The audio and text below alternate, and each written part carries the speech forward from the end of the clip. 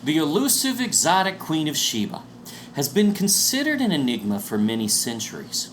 She captivated the hearts of many as she is likely the wealthiest woman in history, or at least one of the first female billionaires. And there is no record of her taking her wealth through spoils and war and from the backs of her people, as all the other female billionaires are recorded in ancient times. Just happened to be queen of a land which was the land of gold in all of history. And we will tie that starting now. Welcome to 100 Clues. The Philippines is the ancient land of gold known as Ophir in the Bible and history. No, it's no fable, and this has already been proven in full in the God Culture Solomon's Gold series. At the request of many viewers, we've pulled out 100 compelling clues, really proofs or evidences from this research, in which we will highlight briefs of the most compelling points. And yes, there are over 100. These videos are for those who have not had time to watch Solomon's Gold series and easy to share to friends and family, especially skeptics. This brief video cannot replace that 50 video series of long videos and tons of proof, nor prove the way that it does, but this will be very effective nonetheless. So go there for full evidence. But now, part 34 of our series, 100 Clues. The Philippines is Ophir, one clue at a time. We're going to cover the story of the Queen of Sheba next in the Bible in full. In this video, we will demonstrate the association of lands that really is not something anyone can debate, especially not after this series of the next few videos. In Psalm 72, King David expresses a prophetic prayer telling us, the kings of Tarshish, we know who that is, Philippines, and of the isles, that's Ophir, Philippines, shall bring presents. The kings of Sheba, where's that? And Sheba, we'll find that too, shall offer gifts. Now, what is David doing here? Is he talking about places from all over the world, disjointed, and from over there, and over there, and over there, and over there? No. We already equated the Isles of Ophir, which David well knew. Remember, it was his son that went there, to Ophir and Tarshish, which we've equated as the same area in the journey as described in the same scriptures, in the same places. Now, we have a third territory being equated here, and we'll support this with multiple scriptures, not just this one. It's Sheba and Sheba, which, by the way, will prove are the same territory. Sheba's territory of Sheba. It is the same. Those that take that to Sheba being Saba, no problem. The Philippines has a Saba too. We'll get there. Now, all of these are the same area, not all over the world. The entire area is known for gold, for Sheba, just as well as it is for Ophir and Tarshish, and is the ancient source of the most valuable gold in history and the most abundant. Scripture's clear on this if we're reading. Why? This is the Genesis 2 land of gold, all within the ancient land of Adam and Eve, Havilah, which was surrounded by the Pisan River, the river from Eden. Yes, that surrounds the Philippines. We prove that too. And all the rivers from Eden, and no one has ever disproven it in the almost 3 years since we published it on YouTube. Now, if this was the only time this occurred in all of Scripture, perhaps one could debate, although it's actually very clear even on its own. However, there is no way they can debate when you watch the next few videos, because there's other such support, and very strong and overwhelming. For instance, Messiah in Matthew 12:42 prophesies. See, he knew where Sheba was. Of course he knew. He knows where everything is. He created it. Read John 1. In the beginning was the Word. Now later it says the Word became flesh and dwelled among us. Who's that? That's Messiah, Yahushua, Jesus, some call. Now, he was there. It says, by him all things were created, and nothing was created except by him. He participated. Yahuwah and Yahushua together created the heavens and the earth. Now, we'll deal with this prophecy in more detail later. But let's take a look.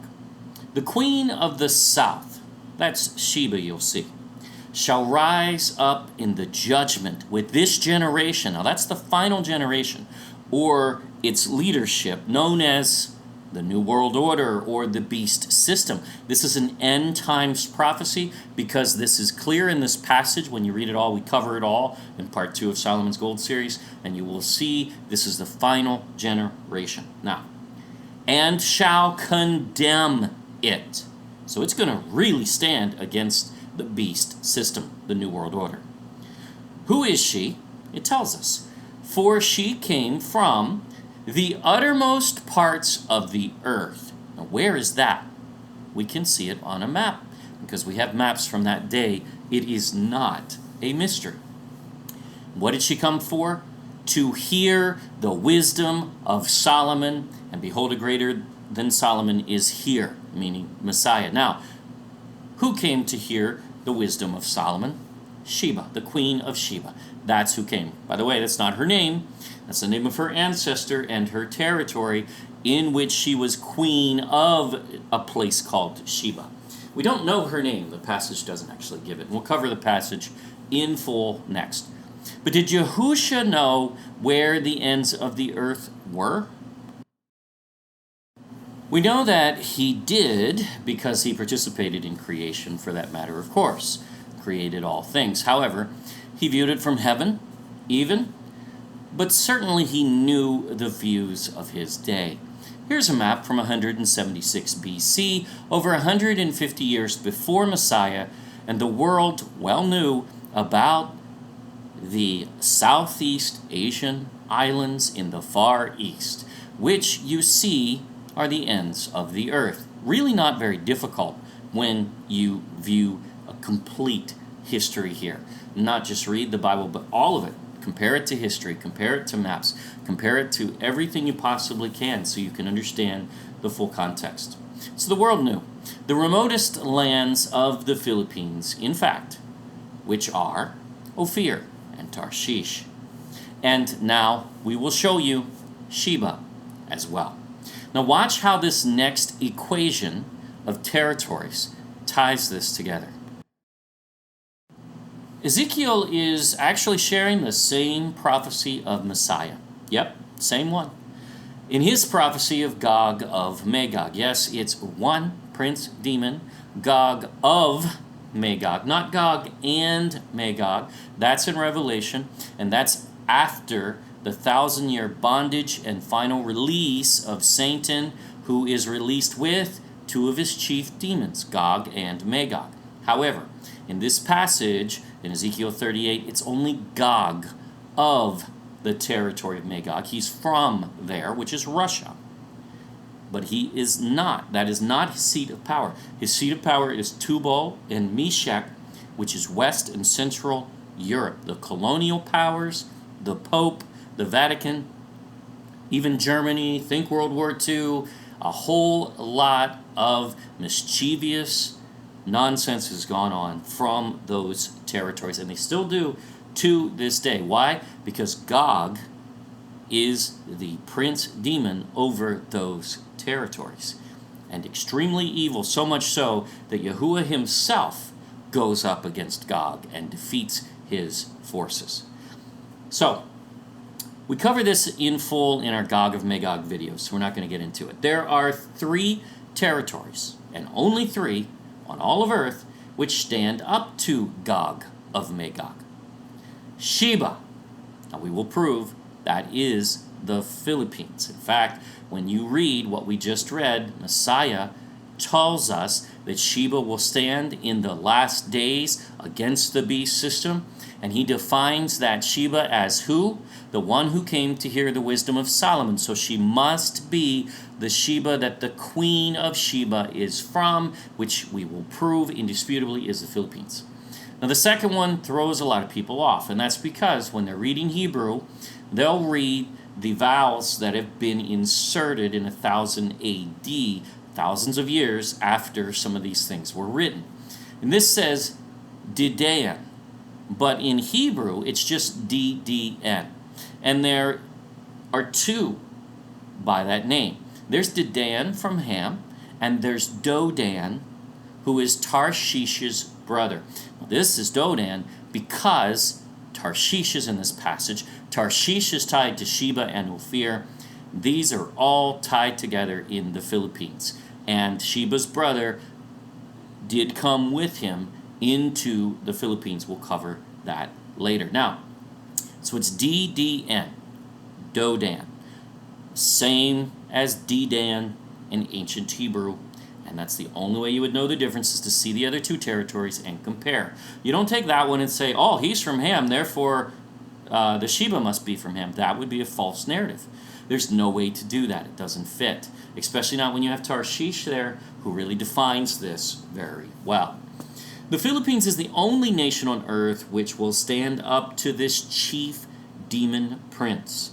Some try to tie these young lions in this passage, which is the only tie this word is ever translated as such, by the way, because it's not young lions. In Scripture, it really shows a rather gross one-off interpretation here.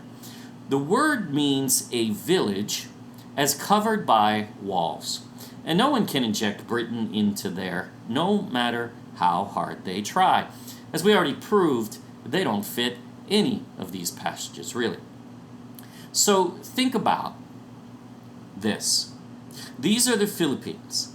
And if you have ever been to the Philippines, a very accurate description is that most properties have walls around them. Fences, very large concrete fences. They are walls. In fact, some are just the walls, and there's nothing inside but the lot, but they'll do that to section off their property so no one can come in. It is a nation of walled villages. So just a further tie here, really, and that is in no way a problem in this scripture. So Messiah is talking of this same country, Sheba. Tarshish is equated to Sheba, and both equated to Ophir, because they're all three in the same place. Now this is not actually a weird concept, as this triad of territories continues to persist to this very day in the Philippines, which is split into three regions: Luzon, Ophir in ancient times, Visayas, Sheba in ancient times, and Mindanao, Tarshish in ancient times, even proven by its resources especially, and we even map it from 43 AD. Solomon's father David was well aware of the symmetry as he equates the value of the gold of Ophir worn by royalty, look at the application here, and the gold of Sheba to be brought to Messiah, the King of Kings, at his birth. Oh, we'll cover this in much more detail in a video on its own. Sheba is Ophir, same region. Why would Sheba and Ophir be placed together as such? Because remember, Ophir has a brother named Sheba and one named Havilah, and they migrated together. In fact, their very names we'll cover later are prophetic and all lead to the same land of Havilah, Philippines. Genesis 10 says they lived in Mesha, and we find that first. We, as well as Josephus and the Book of Jubilees, locate Mesha in Mashhad, Iran, on the border of Iran and Afghanistan. Mesha means departure. So when you read the passage, understand they're departing from Mesha and they're going to someplace else. This is a migration. Safar, that's where they went. From Mesha to Safar, Mount of the East. Towards a numerous population we showed you as one of its big definitions. We proved that was to the east, and also we proved out that Safar is a reference in Hebrew to the tree of life in the Garden of Eden. That tells us much. And that this word ties to the gold of Ophir, also called Parvaim in Scripture, where the walls were overlaid with the gold of Ophir and the gold of Parvaim, because they are the same, and it's equated to Ophir. The word Parvaim comes from Safar, or Sepharvaim, or Separvaim. It's the same word, and the Bible preserved this location all of these thousands of years. Well, this all applies to Sheba as well, as the queen of Sheba is from the brother of Ophir, Sheba, not the one from Ham. We'll show you. Notice here, her name is not Sheba. That's her territory, named after her ancestor, not her. Okay, we don't know her name, but we know her territory is Sheba, and that's been preserved, so we didn't lose this place, although it seemed the world had for a while, but not anymore. So yes, Sheba, the male brother of Ophir, in 2200 BC, get the timeline down here, that's 2200 BC, migrated to the Philippines with his brothers, and his territory would be named Sheba for him. This is long before the Queen of Sheba, 1200 years earlier. And then, 1200 years later, his ancestry would include a queen of Sheba, his territory, who would then come and visit Solomon from there. The Mount of the East, also east of Mesha in the Philippines, Mashhad, Iran, so it has to be east of there, which means it can't be Ethiopia. Sorry. And also with more meaning than just some mountain. For Mount of the East, according to the book of Jubilees, is one of Yahuwah's holy mountains on earth. One of 4 total holy places, and it's located in the Garden of Eden, just as Safar is. Just as Parvaim, we showed you, is a reference to where Enoch lived, and Enoch lived at that time in the Garden of Eden. We've proven that out before, not going to reprove it. At this point in this series, and also if you check out Solomon's Gold series, we have now proven that these are all located in the Philippines and nowhere else. Nothing else fits. Even more proof to come, though. What we definitively know, before even going deeper, is that Ethiopia and Yemen, who have claims to this Sheba in Scripture, where the Queen of Sheba came from, are the wrong Sheba from Ham. They're both west of Mesha, and they cannot fit this passage. So, and Ethiopia especially is in Ham's territory, doesn't work, period. This is in Shem's territory, and that is the wrong Sheba. But we'll show you, because there are more than one Sheba. Even though scholars ignore the second Sheba, this brother of Ophir, completely. You can watch documentary after documentary. You can read commentary after commentary, where they just skip as if this Sheba doesn't exist.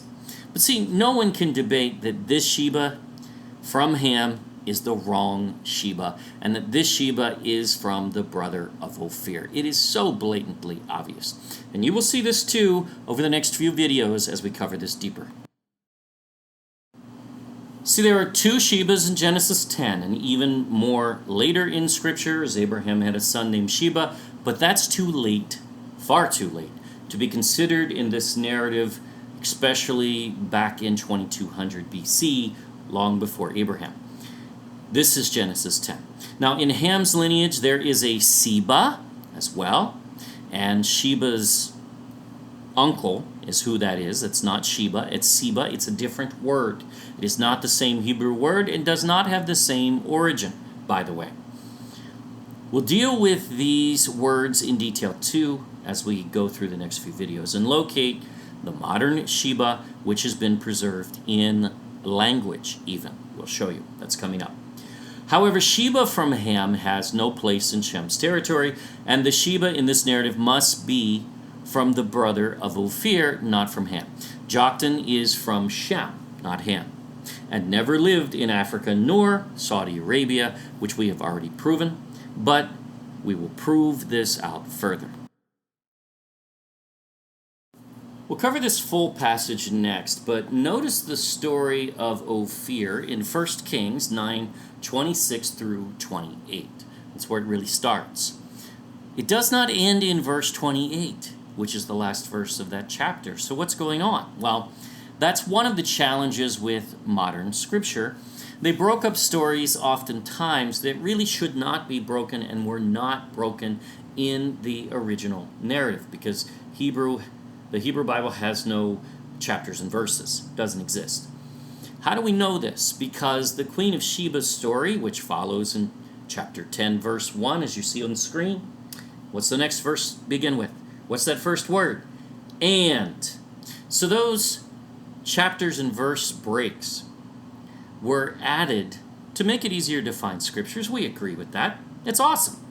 But when we break and assume that chapter 10 starts a whole different story, especially when it starts with and it's not, it really throws us off sometimes. So we just have to look for that when we're reading, that's all.